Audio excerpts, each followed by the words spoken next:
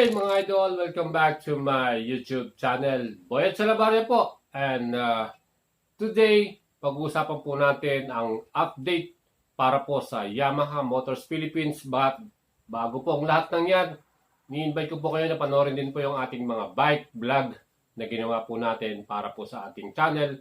At kita nyo po sa likuran ko, yan pong ating bike from Trinks Philippines. Yan po ay X7 Elite. At ating pong laging kasama yan for every weekend. Tayo po ay nagbabike at umiikot po tayo dito po sa Pangasinan. Pakipalo na rin po mga idols ang ating FB page, Boyet Salabarya po. Pag kayo po ay may mga gustong itanong o gusto pong malaman pa tungkol po sa mga bagong motor, PM nyo lang po ako dyan sa ating FB page mga idols. So mga idols, ito na po tayo. Update po natin sa Yamaha Motors. Totoo na po, nandito na po. Wala na po tayong preno-preno pa. Andito na sa atin sa Pilipinas ang bagong-bagong Sniper 155. Yes po mga idols, yan po ay may bago na sa ating ni-release. At nakuhang memo nga po from our subscriber na sinare po sa atin. At ito po, yung bagong-bagong 155 Sniper with BBA. So mga idols, ano po yung mga makikita natin dyan? Especially po, unang-una dyan, yung presyo. Inaabangan po natin lahat. Magkano po ang presyo nyan? Ito po ang presyo nyan. Sniper 155 standard version, 114,900. At para naman po sa Sniper 155R version, yan naman po may halaga na 120,900. Mayroon po siyang difference lamang na 6,000 pesos from the standard version to the R version. So mga idols, ano pa po yung mga ina-expect po natin? Well, sa kulay po na ilalabas sa atin dito sa Pilipinas, hindi po tayo nagkakalayo dito sa Yamaha Malaysia. Yes po mga idols, medyo same po yung mga color na ilalabas po sa atin. Again, sa standard version, ang meron po na ibibigay sa atin ay yan pong matte black or yung black raven na color. Yan po. And meron din po yung matte gray. Yung tawag po nila dyan ay yung yellow. Ito po yan, yung nakikita nyo ngayon. Yan po yung matte gray. At isa pa dyang color yung race blue. So mga idols, tatlo po yung color version po na makikita natin para po sa standard version. Sniper 155R. Naman po ay meron naman pong nag-iisang color. Yan naman po yung matte brown o yung kanilang tinatawag na Titan. Yan po mga idols, nakita na po ninyo kung ano po yung mga color version po na meron para sa Sniper 155. Again, sa standard version, meron tayo yung Black Raven, Yellow Hornet, at Race Blue na may presyo po yan na 114,900. At para naman sa Sniper 155R, yan naman po ay may color version po na Matte Titan o yung tinatawag nilang Matte Light Brown. Yan po yung color niyan. And of course, yung presyo po niyan is 120,900 pesos.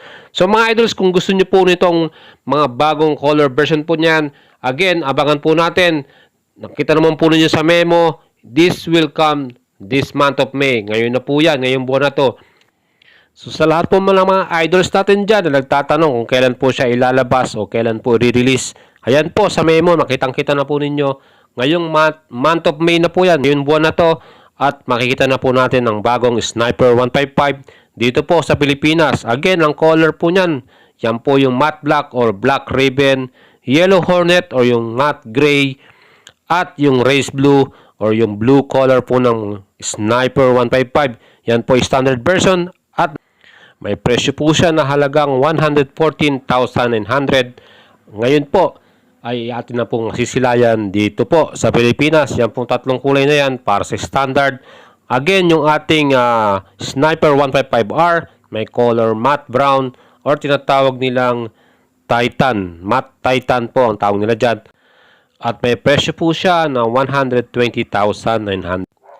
So mga idols, tignan naman po natin yung mga features and specs na meron po sa bagong Sniper 155. At ano rin po yung pagkakaiba niya sa Sniper 155R. Sa Sniper 155, yung standard version, of course, nandiyan pa rin po yung mga bagong features, gaya po ng full LED po yung kanyang headlight at position light. Meron din po siyang fully digital meter panel. Meron po siyang passing light, hazard lamp para sa emergency, and meron po siyang 5.4 liter na fuel tank capacity.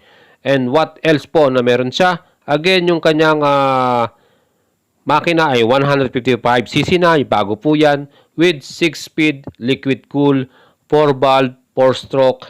Yan din po ay fuel injected po. And additional dyan, meron na rin po siyang VBA or variable valve actuation na siya pong parang turbo po yan. And of course, yung kanyang chassis po, reinforced na po yung kanyang frame. At yung bago rin po sa kanya, yung sporty fender po para po sa rear.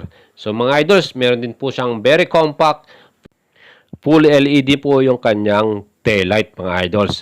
So sa Sniper 155R naman, ang makikita naman po natin dyan, para lang po ito sa R version, meron po siyang 12-volt power socket para po sa ating smartphone. At yan din po ay equipped ng smart key keyless system po. Ano po yung kasama dyan? Meron din po siyang 2-piston para po sa ating front brake caliper. Dalawang piston po yan. So mas maganda po yung braking system po para po sa harapan. At yung pong separate style seat para din po sa R version lang natin makikita. So standard version, again, yung kanyang key ay standard lang po. Kumbaga ordinary key system lang po siya. At yung kanyang seat, flat lang po yan. Hindi po siya separate style. So mga idols, ito po yung ating mga features and specs na bago po para po dito sa Sniper na malapit na po nating masilayan dito sa Pilipinas. Mga idols, again, meron po tayong kaibigan na dealer. Pwede po kayong magpa-reserve or umorder po nitong motor na to na Sniper 155 at Sniper 155R. Again, sa mga interesado po na makahingi po ng reservation or makapagbili po ng ganitong unit, again, ang sinasabi ko po sa inyo mga idols, puntahan nyo po yung ating FB page, Boyet Salabarria po. Paki-like po yung ating page at mag-PM po tayo dun sa atin. At sa mga gusto ko lang po sana matulungan, yung mga legit owner lang po. Ibig sabihin, talagang sila po yung may-ari po ng motor na yan. Kasi po, hindi ko po i-entertain kung kayo po yung mga reseller o mga nagbebenta po ng mga motor sa ibang kliyente. So mga idols, para lang po sa mga legit owner, kung kayo po yung naniniwala sa atin, wala po tayong sinisingil na amount dyan or any reservation or any fee. Tayo po lamang gustong tumulong para po sa ating mga kababayan at mga idols natin na talaga naman ay super sabik na makita po itong bagong Sniper 155. So mga idols, kung gusto niyo pong bumili, wala po tayong maging problema dyan. Pwede ko po kayong i-recommenda sa ating kaibigan na dealer at pwede ko po kayong mabigyan ng reservation para po dito sa unit na to. Again, ang gagawin lang po ninyo, puntahan nyo po yung ating FB page, pakipollow po yan at paki-click na rin po ang ating subscription button para sa ating YouTube channel and mag-PM lang po kayo sa atin.